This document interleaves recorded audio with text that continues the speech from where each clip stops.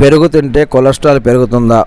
మన మానసిక స్థితిని మెరుగుపరచడంలో పెరుగులోని పోషకాలు కీలక పాత్ర పోషిస్తాయి. అందుకే ప్రతిరోజు భోజనంలో 1 కప్పు పెరుగు ఉండేలా చూసుకోవాలి. అయితే పెరుగు తినడం వల్ల శరీరంలో కొలెస్ట్రాల్ స్థాయి పెరిగి బరువు పెరుగుతామన్న సందేహం చాలామందిలో ఉంటుంది. దీనికి నిపుణులు వివరణ ఏమంటున్నారంటే, వెన్న తీసిన పాలతో చేసిన పెరుగు వల్ల శరీరంలో ఎలాంటి కొలెస్ట్రాల్ పెరిగే అవకాశం లేదని చెప్తున్నారు. పెరుగులోని ప్రోబయోటిక్స్ పేగులు కొలెస్ట్రాల్ను శోషించుకోకుండా అడ్డుకుంటాయి. దీనివల్ల రక్తంలో కొలెస్ట్రాల్ చేరకుండా ఉంటుంది. కాబట్టి వెన్న తీసిన పాలతో వేసిన పెరుగును అధిక బరువుతో ఉన్నవారు, ఊబకాయంతో బాధపడుతున్నవారు, అధిక కొలెస్ట్రాల్ సమస్యలతో సతమతమవుతున్న వారు కూడా తినవచ్చు.